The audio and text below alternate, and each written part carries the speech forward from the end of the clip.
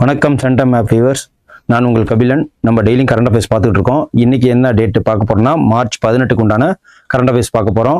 Tamil Nadu news, அதுக்கப்புறம் national, international, award, science and tech, environment, அதுக்கப்புறம் scheme, important days, authors, books. இதுதான் நம்மளோட chronological ஆர்டராக பார்க்குறோம். ஏன்னா இது ஓரியன்டாக தான் எக்ஸாமில் கரண்ட் அஃபேர்ஸ் வருது. இதில் அன்னன்னைக்கு என்னென்ன நியூஸ், நல்ல இம்பார்ட்டன்ட் நியூஸ் வருதோ அதை அந்த இதில் உள்ளதை கொடுக்குறோம். ஓகேங்களா? இன்னைக்கு டெய்லி கரண்ட் அஃபேர்ஸில் மார்ச் 18 என்னென்ன இருக்குன்னு சொல்லிட்டு பார்ப்போம். இன்னைக்கு தமிழ்நாட்டில் என்ன நடந்திருக்கு அப்படின்னு சொல்லிட்டு பார்த்தீங்கன்னா, சென்னை ஃபர்ஸ்ட் வெட்லேண்ட் ஸ்பாஞ்ச் பார்க்குன்னு சொல்லிட்டு ஒன்று இன்ட்ரோடியூஸ் பண்ணியிருக்கிறாங்க. எந்த இடத்துல அப்படின்னு பார்த்தீங்கன்னா, போரூர் இடத்துல. நம்ம என்னென்ன பண்ணுவோம், போரூர் இந்த மாதிரி இடத்துலலாம் சென்னைக்கு, அதாவது அவையவா கொஞ்சம் தூரத்தில் இருக்கு. இப்போ சென்னைக்கு பக்கத்துலேயே நிறைய ஏரி இருக்கிறதுனால, அந்த காஞ்சிபுரம் டிஸ்ட்ரிக்ட், திருவள்ளூர் டிஸ்ட்ரிக்ட்ல நிறைய ஏரி இருக்கிறதுனால இந்த வெட்லேண்ட்ஸ், அதாவது சதுப்பு நிலம் சொல்லுவாங்க இல்லைங்களா, அந்த சதுப்பு நிலத்துல நிறைய பயோடைவர்சிட்டியான ஏரியான்னு சொல்லுவாங்க. என்னன்னா நிறைய உயிரினங்கள் வாழும் தன்மை உள்ள இடம் தான் வெட்லேண்ட் ஏரியாஸ். ஸோ அந்த இடத்த இப்போ எங்க அறிவிச்சிருக்காங்க, அந்த பார்க் ஆரம்பிச்சிருக்காங்க அப்படின்னா போரூர்ல, அதாவது சென்னைக்கு மிக அருகில் நியர்பைல இருக்கு, போரூர்ல ஆரம்பிச்சிருக்காங்க. அதோட பேர் என்னன்னா first wetland sponge park. Wetland sponge park தமிழ்நாட்டில் ஆரம்பிச்சிருக்காங்க.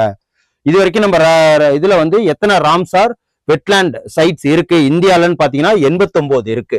ஓகேவா? இந்தியால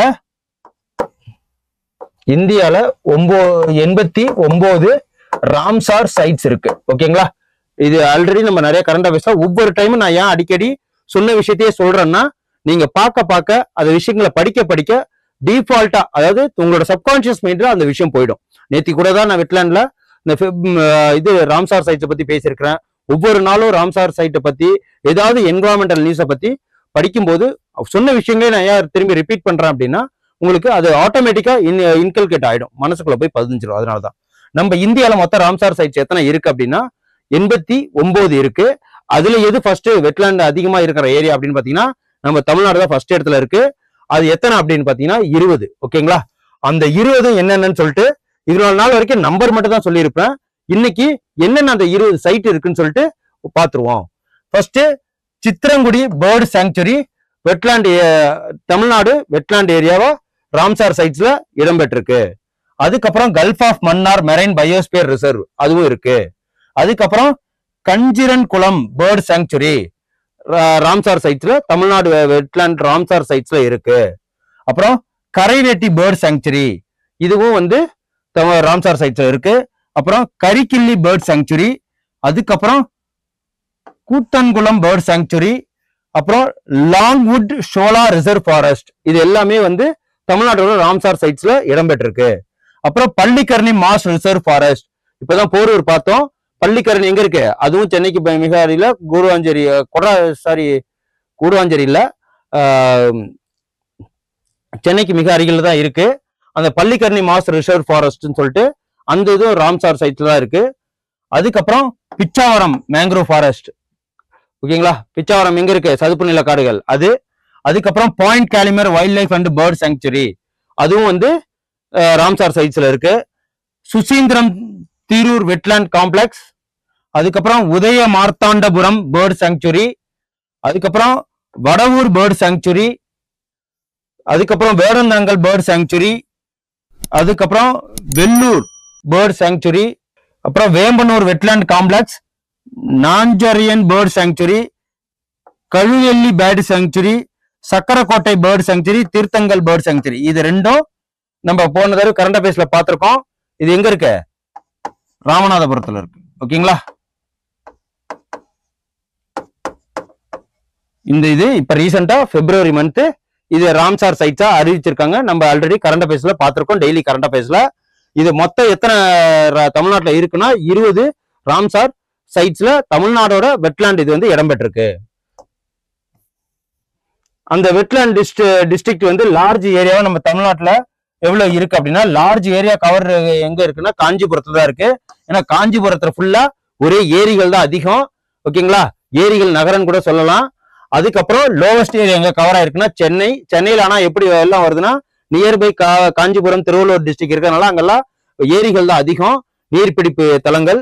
அது நிரம்பும் போது அது வடிகால் எங்க இருக்கு, அடையார் ஆற்றுப்பாலம், அந்த ஆற்றுப்பாலம்லாம் எங்க இருக்குன்னா சென்னையை தாண்டி தானே போனோம். அப்படிங்கிறப்போ சென்னையில வந்து அதிகமான செட்டில்மெண்ட்ஸ் இருக்கிறதுனால, பாப்புலேஷன் அதிகமா இருக்கிறதுனாலையும் வடிகால் இல்லாதனாலையும் அங்க வெள்ளங்கள் ஏற்படுறதுக்கு காரணமாக அமையுது.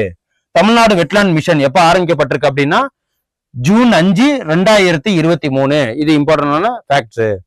அதுக்கப்புறம் நேஷனல் நியூஸ் ஒன்று பார்த்துருவோம். நேஷனல் நியூஸ் என்ன அப்படின்னா, நியூசிலாந்து பிரைம் மினிஸ்டர் யாரு, கிறிஸ்டோபர் லக்சன்ங்கிறவரு இந்தியாவுக்கு வந்திருக்கிறாரு. இந்தியாவுக்கு வந்து பிரைம் மினிஸ்டரையும் பார்த்திருக்காரு. ஆப்போசிட் மினிஸ்டர் யாரு, ராகுல் காந்தி மீட் பண்ணியிருக்கிறாரு. பைலாட்டரல் டைஸை பத்தி பேசியிருக்கிறாங்க. ஓகேங்களா. ஆனா அவர் வந்ததுக்கு ரீசன் வந்து ஒரு சமிட் நடந்திருக்கு. என்னன்னா ரசீனா டயலாக்னு சொல்லிட்டு ஒரு விஷயம் போன 2024 தான் ஆரம்பிச்சிருப்பாங்க. போன வாட்டி எங்க நடந்ததுன்னா அபுதாபி, அதாவது துபாயில இருக்கு இல்லைங்களா, துபாயில அபுதாபில நடந்துச்சு. அதுதான் ஃபர்ஸ்ட் ரசீனா டயலாக். அந்த மாதிரி இப்ப எங்க நடக்குது, இரண்டாவது எங்க நடக்குதுன்னா நியூ டெல்லியில நடக்குது. இத யாரு அரேஞ்ச் பண்ணாங்க அப்படின்னா observer research foundation and external affairs minister. இந்த ரெண்டு அமைப்புகளும், எக்ஸ்டர்னல் அஃபேர்ஸ் மினிஸ்டர் டிபார்ட்மெண்ட்டும் இந்த அப்சர்வர் ரிசர்ச் ஃபவுண்டேஷனும் இணைந்து இந்த சமிட்டை ஆர்கனைஸ் பண்ணிருக்காங்க. இதுக்கு பேர் என்னன்னா ரசீனா டயலாக்னு பேரு. ஓகேங்களா. இதோட தீம் என்னன்னா காலச்சக்கரா அப்படிங்கிறது. இதுக்கு என்னன்னா பீப்புள், பீஸ், பிளானட் அப்படின்னு சொல்லிட்டு இதோட தீம். ஓகேங்களா. இது இந்த தீமோட பேர் என்னன்னா காலச்சக்கரா, பீப்புள், பீஸ், பிளானட், 3P. ஞாபகம் வச்சுக்கோங்க. ஃபர்ஸ்ட் ரசீனா மிடில் ஈஸ்ட் கான்ஃபரன்ஸ் எங்க நடந்திருக்குன்னா அபுதாபில நடந்திருக்கு. இது எங்க இருக்குன்னா துபாய். ஓகேவா. அதுக்கப்புறம் நியூசிலாந்தோட ஃபேக்ட்ஸ் பார்த்துருவோம். நியூசிலாந்தோட கரன்சி நேம் என்னன்னா நியூசிலாந்து டாலரு. அதுக்கப்புறம் நியூசிலாந்து எங்க இருக்கு பாத்தீங்கன்னா ஆஸ்திரேலியா, நியர்பை ஆஸ்திரேலியன் இது இருக்கு இல்லைங்களா, அதுக்கு பக்கத்துல தான் இருக்கு. இப்ப கூட ரீசெண்டா நீங்க நியூஸ்ல பாத்திருப்பீங்க, ஒரு பாராளுமன்றத்துல அந்த ஒரு ட்ரைபல் லாங்குவேஜ்ல ரொம்ப ஆக்ரோஷமா பேசியிருப்பாங்க. அதே மாதிரி அந்த மேட்ச் நடக்கும் இல்லைங்களா, நியூசிலாந்து அந்த கிரிக்கெட் மேட்ச் நடக்கிற இடத்துலயும் சரி, அங்க நடக்கும்போது அந்த ட்ரைபல்ஸ் பீப்புள்ஸ் என்ன பண்ணாங்க, நியூசிலாந்து ட்ரைபல்ஸ் பீப்புள்ஸ் அவங்களோட சொந்த லாங்குவேஜை வந்து பரப்புறதுக்காக ஆக்ரோஷமா அந்த ஒலிம்பிக்லயும் சரி, கிரிக்கெட் ஸ்டேடியத்திலயும் சரி, இதே மாதிரி இடத்துல பொது தளங்கள்ல அந்த பார்லிமெண்ட்ல அது அந்த ட்ரைபல்ஸ் பீப்புள்ல இருந்து தேர்ந்தெடுக்கப்பட்ட ஒரு உறுப்பினரை வந்து ரொம்ப ஆக்ரோஷமா பேசியிருப்பாங்க. நீங்க நிறைய இடத்துல பார்த்திருக்கலாம். அது எதுக்காக அதை ரெப்ரசென்ட் பண்றாங்க அப்படின்னா கோவம்லாம் கிடையாது. அவங்க லாங்குவேஜ இதன் மூலியமா அவங்க ஒரு விஷயத்த வந்து எங்க லாங்குவேஜ் இந்த அளவுக்கு புகழ்பெற வைக்கிறதுக்காக பொது இடங்கள்ல யூஸ் பண்றாங்க. இது நியூசிலாந்தோட லாங்குவேஜ் தான். அதுதான் சொல்லியிருக்கிறேன். இதுல கேபிட்டல் எதுங்கன்னா வெல்லிங்டன். இதோட கான்டினென்ட் என்னன்னா ஓஷேனியா. அபிஷியல் லாங்குவேஜ் என்னன்னா மவோரி.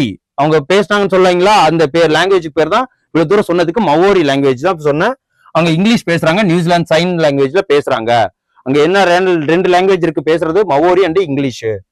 அதுக்கப்புறம் கவர்மெண்ட் என்னன்னா United states parliamentary system, constitution, monarchy. ஓகேங்களா.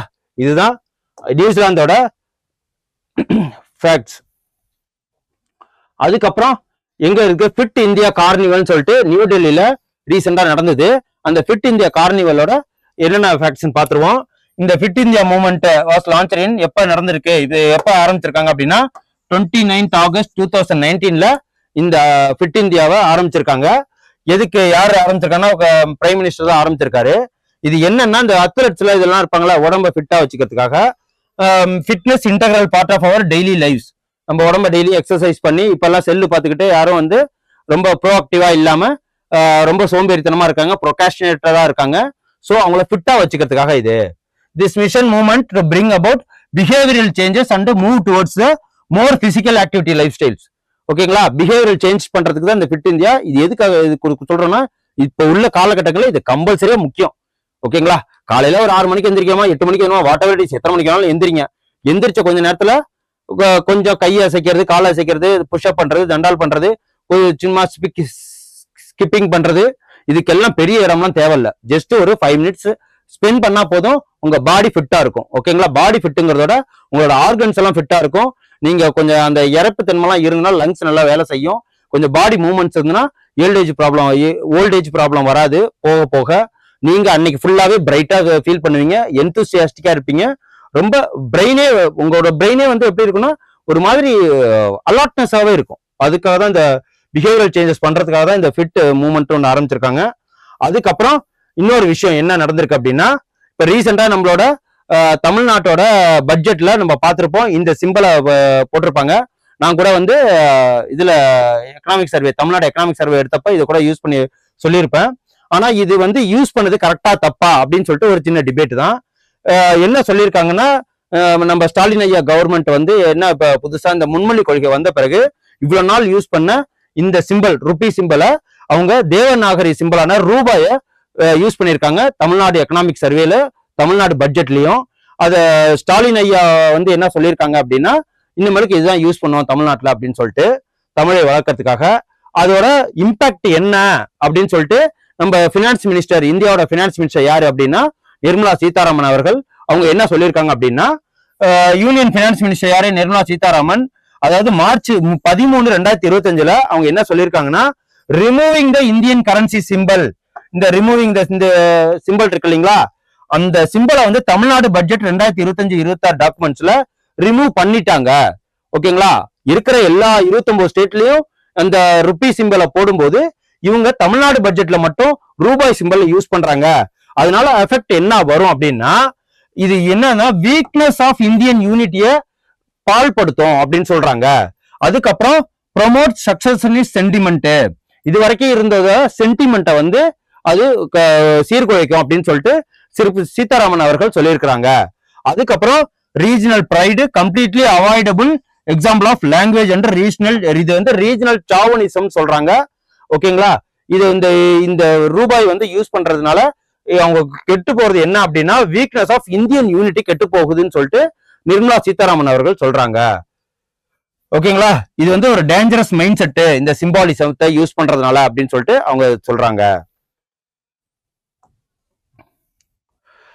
அதுக்கப்புறம் இன்டர்நேஷனல் நியூஸ் வரும். இது என்ன அப்படின்னா, நம்ம அர்மேனியா, அஜர்பைஜான் சொல்லிட்டு 2 நாடு இருக்கு. எங்க இருக்கு அப்படின்னு பாத்தீங்கன்னா, நமக்கு அதாவது நார்த் வெஸ்ட் சைட்ல நம்ம இந்தியால இருந்து இருக்கு. அந்த 2 அர்மேனியா அஜர்பைஜான்ல நகோர்னா அண்ட் கார்பாக்னு சொல்லிட்டு 2 இடங்கள்ல 1990 இருந்து ஒரு சின்ன வார் 2த்துக்கு நடந்துகிட்டு இருக்கு. இந்த இடத்துனால அந்த இடத்துல என்ன வந்திருக்கு அப்படின்னு சொல்லிட்டு பார்ப்போம். அர்மேனியா விசஸ் அஜர்பைஜான் இவங்க என்ன பண்ணிருக்காங்க, இப்ப இந்த வாரம் நிப்பாட்டி இருக்காங்க. பிளேஸ் வந்து நகோர்னோ அண்ட் கார்பாக். இந்த டிஸ்பியூட்ஸ்க்கு என்ன பிரச்சனை என்ன வருதுன்னு சொல்லிட்டு பார்ப்போம். Nagorno Karabakh conflict is an ethnic and territorial conflicts. ஓகேங்களா, எத்னிக் அண்ட் டெரிட்டோரியல், இடத்து சம்பந்தமான பிரச்சனை, கலாச்சார சம்பந்தமான பிரச்சனை. அது யாருக்கு, அர்மேனியாவுக்கும் அசர்பைஜானுக்கும். இதை வந்து என்னன்னா மோஸ்ட்லி பை எத்னிக் அர்மேனியன்ஸும் 2023 7 surrounding districts inhabited mostly by Azerbaijan expulsion during the 1990 இந்த வாரம் நடக்குது. இப்போதைக்கு தற்காலிகமா இந்த வாரம் நிப்பாட்டி வைக்கலாம்னு சொல்லிட்டு ஒரு டாக் போயிட்டு இருக்கு. அதுக்கப்புறம் அவார்ட்ஸ்ன்னு வந்துருவோம். அவார்ட்ஸ்ல என்ன வந்திருக்கு அப்படின்னு பாத்தீங்கன்னா, நம்ம RBI 26th கவர்னர் யார் இருக்கா, சஞ்சய் மல்ஹோத்ரா. ஏன் RBI கவர்னர் பத்தி பேசுறோம்னா, RBIக்கு ஒரு அவார்டு கொடுத்திருக்காங்க லண்டன்ல. அது என்னன்னா டிஜிட்டல் அவார்டு. ஓகேங்களா, இந்த டிஜிட்டல் டிரான்ஸ்ஃபர்மேஷன் அவார்டு 2025 யாருக்கு கொடுத்திருக்காங்கன்னா RBIக்கு கொடுத்திருக்காங்க. எங்கன்னா லண்டன்ல கொடுத்திருக்காங்க. எதனால அப்படின்னா, RBI டிபார்ட்மெண்ட் இருக்கு இல்லைங்களா, அந்த பில்டிங்ல இன்டர்னலா உள்ள இதுக்கு பேப்பர்லெஸ், அதாவது டிஜிட்டலா எல்லாத்தையுமே யூஸ் பண்ணணும் அப்படின்னு சொல்லிட்டு பேப்பர்லெஸ் கம்பெனி அந்த உள்ள இருக்கிற அட்மாஸ்பியரே வந்து மாத்தி இருக்கிறாங்க. அதுக்கப்புறம் வெளியில இருந்து யாராவது போனாங்க அப்படின்னா RBI பில்டிங்க்கு, அங்கேயும் வந்து வெளியில உள்ளவங்களுக்கும் பேப்பர்லெஸ் பிசினஸ் தான் அவங்க சப்போர்ட் பண்றாங்க. அதுக்காக தான். ஸோ அதுக்கு பேர் என்னன்னா சாரதிங்கிற பேரு, பேப்பர்லெஸ் இன்டர்னல் ஒர்க் ஃப்ளோ. அப்புறம் பர்வாஹா அப்படின்னு சொல்லிட்டு பேப்பர்லெஸ் டு எக்ஸ்டர்னல் யூசர்ஸ்க்காக இந்த 2 இதுக்காக டிஜிட்டல் டிரான்ஸ்ஃபர்மேஷன் அவார்டு கொடுத்திருக்காங்க. ஓகேங்களா, இது எதுக்காக இது அப்படின்னு சொல்லிட்டு டிஜிட்டலா மாத்திருக்காங்கன்னா, upgrading legacy IT system and enhancing எம்ப்ளாயோட ப்ரொடக்டிவிட்டியை இன்க்ரீஸ் பண்றதுக்கும் ஐடி சிஸ்டத்தோட லெகசியை மேம்படுத்துறதுக்காகவும் தான் இந்த சாரதி அண்ட் பர்வாகாங்கிற விஷயத்த ஆரம்பிச்சிருக்காங்க RBI பில்டிங்ல. RBIயோட ஹெட் குவார்டர்ஸ் எங்க இருக்குன்னா மும்பைல இருக்கு. 1949 லீகலா ஆரம்பிக்கப்பட்டது. RBI கீழே எத்தனை நேஷனலிஸ்ட் பேங்க் இருக்குன்னா 21. ஓகேங்களா, அதுக்கப்புறம் சயின்ஸ் அண்ட் டெக்னு வந்துருவோம். சயின்ஸ் அண்ட் டெக்ல யார் இப்ப மினிஸ்டர் இருக்காங்கன்னா ஜிதேந்தர் சிங். இவங்க என்ன பண்ணிருக்காங்க அப்படின்னா, இப்போ ஒரு ஒப்புதல் கையெழுத்து வாங்கியிருக்கிறாங்க சந்திரயான் 5 அனுப்புறதுக்கு. சந்திரயான் 4 வந்து 2027 அனுப்ப போறாங்க. சந்திரயான் 3 வந்து அனுப்பிச்சிருந்தாங்க. சந்திரயான் 2, சந்திரயான் 1 அதோட டீடைல்ஸ் ஃபுல்லாவே பார்ப்போம். இது உங்களுக்கு ஒரு பஞ்ச் ஆஃப் நாலேஜ் இதா இருக்கும். சந்திரயான் 5 மிஷன் சைன் வாங்கியிருக்காங்க. யாருக்குன்னா ஜப்பான், அதாவது ஜக்ஸா ஸ்பேஸ் ஜப்பான்ல இருக்கு இல்லைங்களா, அதுக்கும் இந்தியாவோட இஸ்ரோ இருக்கு இல்லைங்களா, அவங்க 2 பேரும் கூட்டு உடன்படிக்கை சேர்ந்து சந்திரயான் 5 வந்து நம்ம 3க்கு அனுப்புறது. சந்திரயானா என்னன்னா 3க்கு ரோவர் அனுப்புறது, அதாவது சேட்டலைட் மூலயமா அனுப்பிச்சு அங்க லேண்ட் பண்ணி ரோவர் அனுப்புறதுதான், அந்த 3 பத்தி படிக்கிறது தான். ஓகேங்களா, அதுதான் சந்திரயானோட மெயின் தீம். 3க்கு இந்த வாட்டி யார் 2 பேர் சேர்ந்து அனுப்ப போறாங்கன்னா ஜக்ஸா ஜப்பானோட ஸ்பேஸ் சென்டரும் நம்ம இஸ்ரோ இந்தியாவோட ஸ்பேஸ் சென்டரும் இணைந்து சந்திரயான் 5 அனுப்ப போறாங்க. அதுக்குதான் கையெழுத்து ஒப்பந்தம் ஆயிருக்கு. Land rover mission near lunar pole to perform onsite sampling analysis the collector lunar materials. ஓகேங்களா, அங்கேருந்து மெட்டீரியலை கலெக்ட் பண்ணி மண்ணோ கல்லோ ஏதோ ஒண்ணு கலெக்ட் பண்ணி கொண்டு வர்றதான். இது demonstrate lunar night survival technology. The Indian government gave approval the mission refer to the Chandrayaan 5 14th March 2025ல அப்ரூவல் கொடுத்திருக்காங்க. அதுக்கப்புறம் இந்த சந்திரயான் இதுல என்னன்னா கண்ட்ரி வந்து எது, நம்ம இந்தியா தான் இதுல ஆரம்பிச்சிருக்கு. சந்திரயான் ஆர்கனைசேஷன் யாருன்னா இஸ்ரோ. இதோட பர்பஸ் என்னன்னா exploration of the moon. Launch எது மூலயமா எங்க இருந்து லான்ச் பண்றாங்க அப்படின்னா சதீஷ் தவான் ஸ்பேஸ் சென்டர். அதுக்கப்புறம் சந்திரயான் 1 எப்ப அனுப்பப்பட்டதுன்னா 22 அக்டோபர் 2008ல PSLVங்கிற ராக்கெட் மூலயமா அனுப்பப்பட்டது. எப்போ 2008ல. ஓகேங்களா, அதுக்கப்புறம் அதுல வந்து சாஃப்ட் லேண்டர் அண்ட் ரோவர்ஸ் அனுப்பிச்சாங்க. இந்த சந்திரயான் 2 வந்து 22 ஜூலை 2019ல அனுப்பிச்சிருந்தாங்க. அது LVM-3 லைட் வெஹிக்கிள் மூலயமா அனுப்பிச்சிருக்காங்க. அது எப்ப அனுப்பிச்சிருக்காங்க 2019ல. அப்புறம் சந்திரயான் 3 வந்து the mission consist of Vikram lunar and lander வந்து பிரக்யான். ஓகேங்களா, இது வந்து விக்ரம் லூனார், இது லேண்டரு. பிரக்யான் லேனார்ங்கிறது ரோவர். ரோவர்னா என்னன்னா அந்த நிலவுல இறங்கி நகர்ந்து போறது. நீங்க நியூஸ்ல பாத்திருப்பீங்க, அதுக்கு பேரு பிரக்யான். அது லூனார். அந்த லூனார் எடுத்துட்டு போறதுதான் விக்ரம் லூனார்னு சொல்லுவாங்க. ஓகேங்களா, இது எப்ப லான்ச் பண்ணாங்கன்னா 2023. இப்ப சந்திரயான் 4 வந்து 2027ல தான் இறக்க போறாங்க. இதான் Chandrayaan 2027 4 mission. Bring back samples of moon rocks. மூணோட ராக்ஸ், மணல் இதெல்லாம் எடுத்துட்டு வர்றதுதான் அதோட மோட்டோ. ஓகேங்களா, அதுக்கப்புறம் புக்ஸ் அண்ட் ஆத்தர்ஸ். இப்போதைக்கு இது வரப்போகுது மார்ச் 22 IPL ஆரம்பிக்க போகுது. ஐபிஎல்ல ஆரம்பிக்க போகுதுங்கிறப்போ Leo the untold story books written by யாரு, சிஎஸ்கே பத்தி எழுதியிருக்காங்க. லியோனாலே இது சிஎஸ்கே தான், ஏன்னா அந்த சிங்கம் படம் போட்டிருக்கு இல்லைங்களா, அத PS ராமன்கிறவர் எழுதியிருக்கிறாரு. என்னன்னா book of Chennai Super Kings Leo the untold story written by senior advocate and former TNCA vice president யாரு, ஓகேங்களா, அவரு தான் வந்து PS ராமன். அவரு இந்த புக்கை எழுதியிருக்கிறாரு. அதுக்கப்புறம் sports news. Australian grand Prix நடந்திருக்கு 2025ல. அதுல யார் ஜெயிச்சாங்கன்னா லாண்டோ நோரிஸ்ங்கிறவரு ஜெயிச்சாரு. இந்த ஆஸ்திரேலியன் கிராண்ட் பிரிக்ஸை பத்தி ஒரு சின்ன ஹிஸ்டரி பாத்துருவோம். இந்த ஆஸ்திரேலியன் கிராண்ட் பிரிக்ஸ் இந்த கார் பந்தயம் இருக்கு இல்லைங்களா, எப்பன்னா 2 டிஃப்ரெண்ட் லொகேஷன்ல நடக்கும். சவுத் ஈஸ்டர்ன் ஆஸ்திரேலியா, அதுக்கப்புறம் ஜெல்ட் வாக் அப்படிங்கிற ஒரு இடத்துலயும். எத்தனை கிலோமீட்டர், 70 கிலோமீட்டர், 43 மைல். அதுக்கப்புறம் எப்பல இருந்து நடக்குது இந்த போட்டி அப்படின்னா 1969ல இருந்து நடக்குது. இந்த Australian grand prix neighbouring Spielberg with 2 venues. ஓகேங்களா, 2 இதெல்லாம் நடக்குது. இந்த ஆஸ்திரேலியன் கிராண்ட் பிரிக்ஸ் 1969ல இருந்து நடக்குதுங்கிறத மட்டும் ஞாபகம் வச்சுக்கோங்க. அதுக்கப்புறம் இம்பார்ட்டன்ட் டேஸ் என்ன அப்படின்னு பாத்தீங்கன்னா, இந்த போட்டோ பார்த்தாலே தெரியும், ஆர்டினன்ஸ் ஃபேக்டரி டே. நம்மளுக்கு கன்னு பீரங்கி இதெல்லாம் தயாரிக்கிறாங்க இல்லையா, அதுதான் மார்ச் 18ஆம் தேதி ஆர்டினன்ஸ் ஃபேக்டரி டேவா இன்னைக்கு கொண்டாடுறோம். இதோட தீம் என்னன்னா celebration of innovation and excellence. ஓகேங்களா, இது எப்ப இந்த ஆர்டினன்ஸ் போர்டுனா ஆர்டினன்ஸ் போர்டு கல்கத்தா. ஓகேங்களா, இந்த ஆர்டினன்ஸ் ஃபேக்டரி போர்டு எப்ப ஆரம்பிக்கப்பட்டிருக்கு அப்படின்னா கல்கத்தால 1775ல ஆரம்பிக்கப்பட்டிருக்கு. அதுக்கப்புறம் கன் ஃபேக்டரி எப்ப ஆரம்பிக்கப்படுறாங்க, காசிப்பூர் கல்கத்தால 1787. இப்ப நமக்கு திருச்சிக்கு பக்கத்துல டிஃபென்ஸ் ஃபேக்டரின்னு ஒன்று ஆரம்பிச்சிருக்காங்க, அங்கேயும் கன்னு தயாரிக்கிறாங்க. அதுவும் ஒரு எக்ஸாம்பிளா சொல்லிக்கிறேன். ஓகேங்களா, அப்புறம் India ordnance factory traces root back to British colonial times. ஓகேங்களா, இந்த பிரிட்டிஷ் ஈஸ்ட் கம்பெனி தான் இதை வந்து எஸ்டாப்ளிஷ் பண்ணாங்க, நிறுவ செஞ்சாங்க. இந்த போர்ட் ஆஃப் ஆர்டினன்ஸ் இன் கொல்கத்தால எப்ப ஆரம்பிக்கப்பட்டிருக்கு 1775.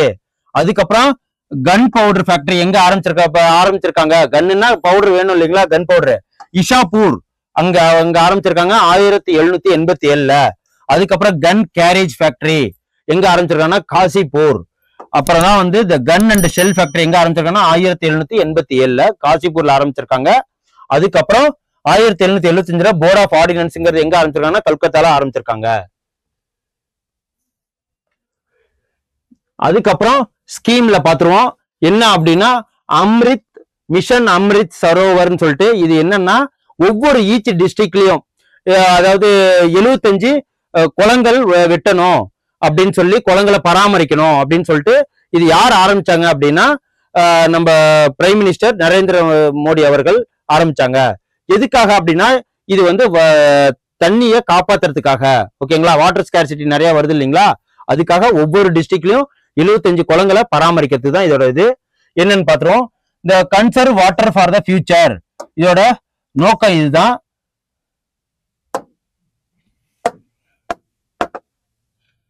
கன்சர்வ் ஃபார் த ஃபியூச்சர்ங்கிறது நோக்கம் இதுதான்.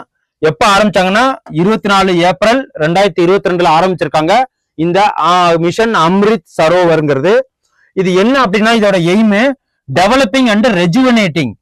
அதை வந்து நிறைய 75 இப்ப 10 குளம் இருக்குன்னா அதை 100ஆ மாத்தணும். அதுக்கப்புறம் புதுப்பிக்கணும். ரெஜுவனேட்டிங்னா புதுப்பிக்கிறது. அதை வந்து எத்தனைன்னா ஒவ்வொரு டிஸ்ட்ரிக்ட்லயும் 75 வாட்டர் பாடிஸை ஈச் டிஸ்ட்ரிக்ட்லயும் அந்த நம்ம கண்ட்ரில இந்தியாவில ஃபுல்லாவே அதை வந்து மாத்தணும் அப்படிங்கிறதுக்கு இது என்ன இது செலிப்ரேட் பண்றாங்க. இது பேர் வச்சுன்னா ஆசாதி கி கா அம்ரித் மகோத்சவா அப்படின்னு சொல்லிட்டு இதை செலிப்ரேட் பண்றாங்க. மிஷன் அம்ரித் சரோவர் ஸ்கீம் மிகப்பெரிய இம்பார்ட்டன்ட் ஸ்கீம், நோட் பண்ணி வச்சுக்கோங்க. ஓகேங்களா, இதோட எப்ப ஆரம்பிச்சாங்கன்னா 24 ஏப்ரல் 2022. அதுக்கப்புறம் தமிழ்நாடு எக்கனாமிக் சர்வேல என்ன கொடுத்துருக்காங்க அப்படின்னு பார்த்தோம்னா growth rate of Tamil Nadu economy எவ்வளவு இருக்கு அப்படின்னு பாத்தீங்கன்னா இது ரா ஃபேக்ட்ஸ் தான். 2012ல இருந்து 2024 வரைக்கும் 66.37% இருக்கு growth. நேஷனல்ல எவ்வளவு இருக்குன்னா 6.1% இருக்கு. கம்பேர் டு நேஷனல் லெவல்ல பார்க்கும்போது தமிழ்நாடு மேம்பட்டு தான் இருக்கு. அதுக்கப்புறம் ஃபர்ஸ்ட் லார்ஜஸ்ட் எக்கானமி இந்தியாவில எதுனா மகாராஷ்டிரா. தமிழ்நாடு வந்து செகண்ட் லார்ஜஸ்ட் எக்கானமியா ரோல் பண்ணுது. அதுக்கப்புறம் contribution of service sector in Tamil Nadu economy எவ்வளவு அப்படின்னா சர்வீஸ் செக்டார்ல தமிழ்நாடோட கான்ட்ரிபியூஷன் என்ன, சர்வீஸ் செக்டார் 3 செக்டார் இருக்கு, primary secondary and primary sector இருக்கு. இந்த பிரைமரி செக்டார்லாம் யார் வருவாங்க அப்படின்னு பாத்தீங்கன்னா அக்ரிகல்ச்சர் டிபார்ட்மெண்ட், ஃபிஷரிஸ், இந்த மாதிரி அதாவது கோழி வளர்க்கறது, பண்ணை வளர்க்கறது, அந்த மாதிரி மாடு வளர்க்கறது, இதெல்லாம் கேட்டல் பிரீடிங் எல்லாமே எதுல வரும் அப்படின்னா பால் கொள்முதல் பண்றது இது எல்லாமே வந்து பிரைமரி செக்டார்ல வரும். செகண்டரி செக்டார்னா இண்டஸ்ட்ரி வரும், எம்எஸ்எம்இஸ் வரும், லேத் ஒர்க்ஸ் வரும். இது எல்லாமே செகண்டரி செக்டார், ப்ளூ கலர் ஜாப்னு சொல்லுவாங்க. தேர்ட் செக்டார் பிரைமரி டெர்ஷியரி செக்டார்னு சொல்லுவாங்க. அதுலதான் என்னென்ன வரும், கவர்மெண்ட் சர்வீஸ், பேங்க் சர்வீஸ், அதுக்கப்புறம் வந்து ஐடில வேலை பார்க்குறவங்க, இதெல்லாம் ஒயிட் கலர் ஜாப்னு சொல்லுவாங்க. அதுக்கப்புறம் வந்து ஹோட்டல்ஸ், அதுக்கப்புறம் ஹாஸ்பிட்டல்ஸ், அதுக்கப்புறம் வந்து டீச்சர்ஸ், இப்ப என்ன மாதிரி ஆட்கள்லாம் டெர்ஷியரி செக்டார்ல தான் வருவாங்க. இவங்களோட ரோல் தான் எப்படி இருக்குன்னா 53.61%. ஒரு எக்கானமில இந்த 3 செக்டார்ல இருந்து அதிகமா எது 50% மேல இருக்கு 100ன்னு எடுத்துக்கிட்டா 53.63% டெர்ஷரி செக்டார்ல இருந்தா நாட்டுக்கு வருமானம் வருது தமிழ்நாட்டுக்கு. இதுல செகண்டரி செக்டார்ல இருந்து எவ்வளவு வருமானம் வந்திருக்கா 32.37%. ஆனா பிரைமரி செக்டார்ல இருந்து 13% தான் வருமானம் நாட்டுக்கு வருது. ஓகேங்களா, அதுக்கப்புறம் இது ஜிஎஸ்வின்னு சொல்லுவாங்க. இது என்னன்னா கிராஸ் ஸ்டேட் வேல்யூ ஆடட். இது என்ன அப்படின்னா statistical measure use calculate the value of state எக்கானமியோட வேல்யூவை வந்து கால்குலேட் பண்றதா ஜிஎஸ்விஏ. அதுக்கப்புறம் மானிட்டரி பாலிசி அப்படின்னா என்னன்னா பிரைஸ் ஸ்டெபிலிட்டியை பண்றது. பிரைஸ் ஸ்டெபிலிட்டி மீன்ஸ் இது என்னன்னா involve measure take regulate the supply of money availability and cost of credit. Monetary பாலிசினா என்னன்னா regulate the supply of money இருக்கு இல்லைங்களா, அதை ரெகுலேட் பண்றது. இது யார் மானிட்டரி பாலிசியை ரோல் பண்றாங்கன்னா ஆர்பிஐ கையில தான் இருக்கு. ஓகேங்களா, மானிட்டரி பாலிசியை யார் ரோல் பண்றாங்கன்னா ஆர்பிஐ. பிஸ்கல் பாலிசியை யார் ரோல் பண்றாங்க, government. Government means state government, central government. ஓகேங்களா, இது கான்ஸ்டிடியூஷன் உங்களுக்கு நல்லா தெரியும் எக்கனாமிக்ஸ். இது வந்து மானிட்டரி பாலிசியை யார் வந்து இந்த ஸ்டெபிலிட்டியை பண்றாங்கன்னா regulate the supply of money யார் பண்றாங்கன்னா ஆர்பிஐ. அப்புறம் அவைலபிலிட்டி மணி இருப்பு எவ்வளவு இருக்கணும் அப்படிங்கிறது. அதுக்கப்புறம் காஸ்ட் ஆஃப் கிரெடிட் இந்த எக்கானமி எவ்வளவுலாம் வந்து கிரெடிட் இருக்கலாம் அப்படின்னு சொல்லிட்டு யார் முடிவு பண்றாங்கன்னா ஆர்பிஐ. அவ்வளவுதான். இன்னைக்கு கரண்ட் அஃபேர்ஸ் உங்களுக்கு ரொம்ப யூஸ்ஃபுல்லா இருக்கும். இதோட கரண்ட் அஃபேர்ஸ்ல உள்ள எல்லா நோட்ஸும் வந்து பிடிஎஃபா டிஸ்கிரிப்ஷன்ல தரேன், நீங்க டவுன்லோட் பண்ணி யூஸ் பண்ணிக்கங்க. இந்த சேனலை வந்து அதாவது சென்டம் ஆப் சேனலை வந்து சப்ஸ்கிரைப் பண்ணிக்கங்க, லைக்ஸ் பண்ணுங்க. என்னோட வீடியோஸ் டெய்லி கரண்ட் அஃபேர்ஸா உங்களுக்கு வந்துகிட்டே இருக்கும், உங்களுக்கு யூஸ்ஃபுல்லா எக்ஸாம்பிளுக்கு இருக்கும். ஓகேங்களா? நாளைக்கு என்ன கரண்ட் அஃபேர்ஸ்ங்கிறது ஒரு இன்ட்ரெஸ்டான டாபிக்கோட நான் உங்களை சந்திக்கிறேன். Thank you. Send a map. You dare to dream, we care to accomplish.